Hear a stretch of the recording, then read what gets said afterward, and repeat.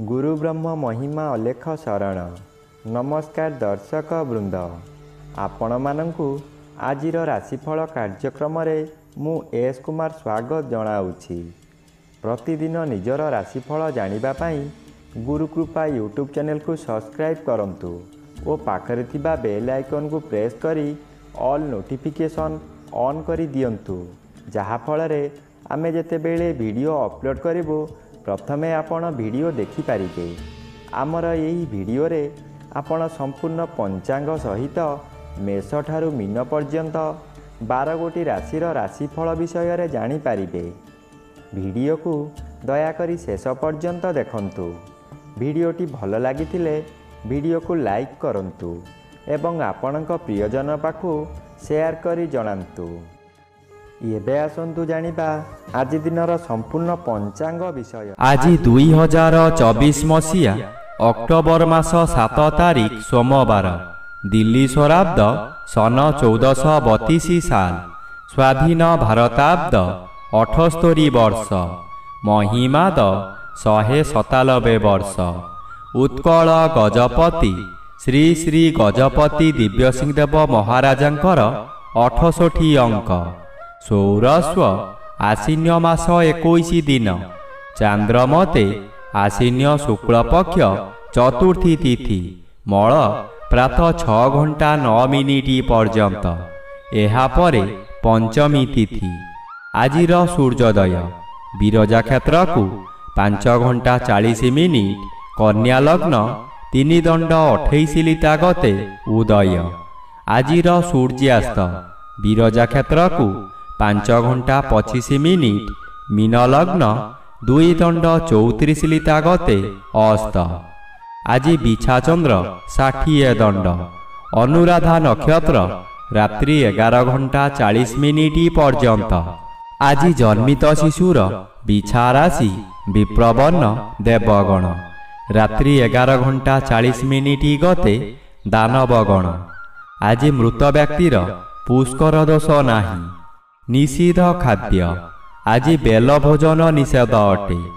आजिर अमृत जोग प्रातरु दिबा 7 घंटा 16 मिनिट मध्य, दिबा 8 घंटा 52 मिनिट गते 11 घंटा 16 मिनिट मध्य, रात्रि 7 घंटा 50 मिनिट गते 11 घंटा 1 मिनिट मध्य एवं रात्रि 2 घंटा 13 मिनिट गते शेष रात्रि 3 घंटा 1 मिनिट मध्य। आजिर महेन्द्र जोग नाही। आजिर काल बेला दिबा 7 घंटा 10 मिनिट गते 8 घंटा 40 मिनिट मध्य। आजिर 12 बेला अपराह्न 3 घंटा 42 मिनिट गते 4 घंटा 12 मिनिट मध्य।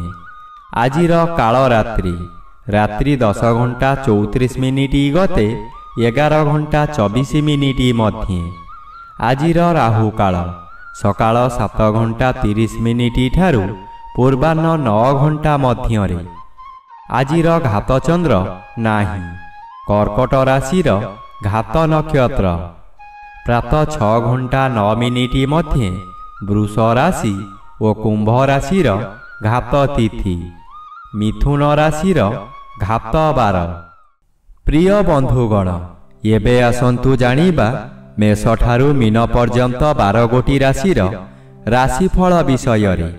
राशिचक्रर प्रथम राशि मेष राशि। आज मेष राशि जन्मित व्यक्ति मानक सकाशे अष्टम चंद्र अन्य ग्रह द्वारा बाधा प्राप्त अछंती। आपण विभिन्न स्थान को यात्रा करिवे, विवाद आसीबो, किंतु सतर्क रहिबा जरूरी। सतर्क रहिले विवादरु मुक्ति मिलिबो। हठात कोनोसी विपद रे फसी जिवे, मानसिक स्तर रे जंत्रणा पाइबे, रात्रि अनिद्रा होई पारंती। षष्ठ रवि शुभ, अकस्मात अजणा स्थानरु धन प्राप्ति हेबो। पूर्वरु भोगुथुबा दुख जंत्रणारु मुक्ति मिलिबो।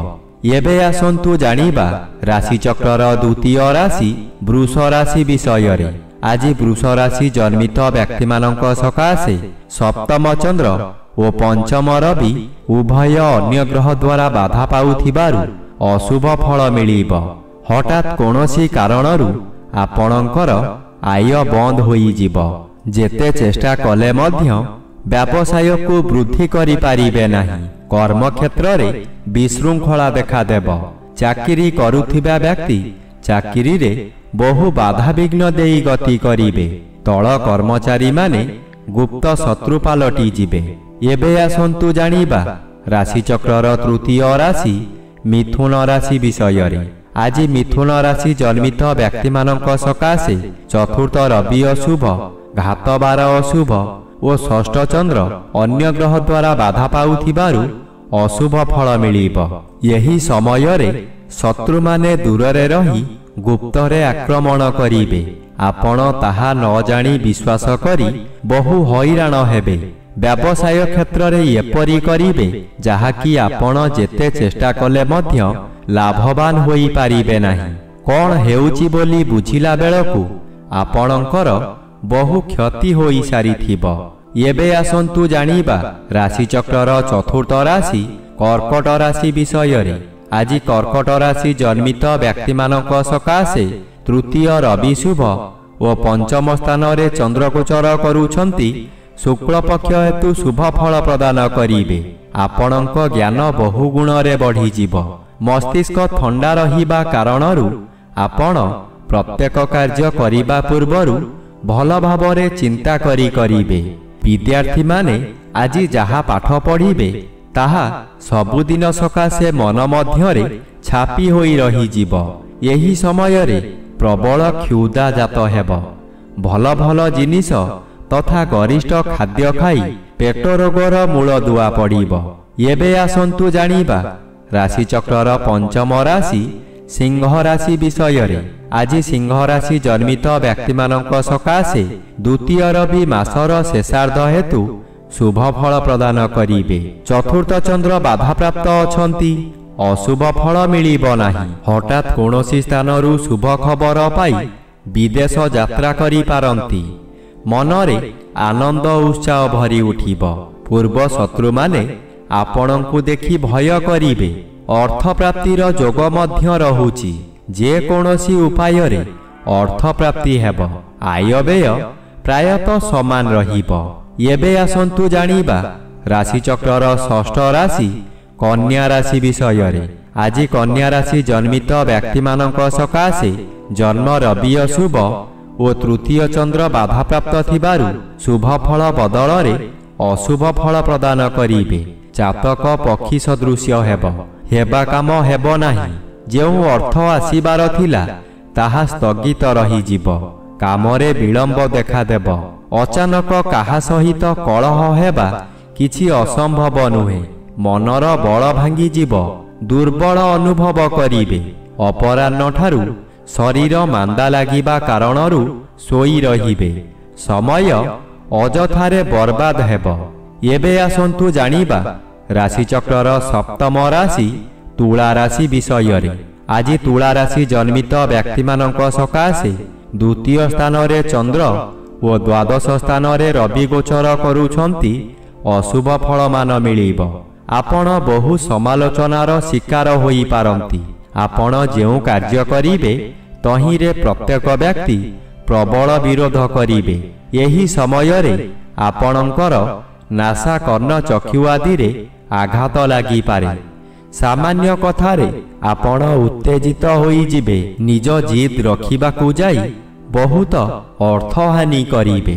ଏବେ ଆସନ୍ତୁ ଜାଣିବା ରାଶିଚକ୍ରର ଅଷ୍ଟମ ରାଶି ବିଛା ରାଶି ବିଷୟରେ। ଆଜି ବିଛା ରାଶି ଜନ୍ମିତ ବ୍ୟକ୍ତିମାନଙ୍କ ସକାଶେ ଏକାଦଶ ସ୍ଥାନରେ ରବି ଓ ଆଜି ଶ୍ରୀଚନ୍ଦ୍ର ଗୋଚର କରୁଥିବାରୁ ଶୁଭ ଫଳ ମିଳିବ। ଏହି ସମୟରେ ଗୃହରେ କିଛି ମାଙ୍ଗଳିକ କାର୍ଯ୍ୟ ହୋଇପାରେ।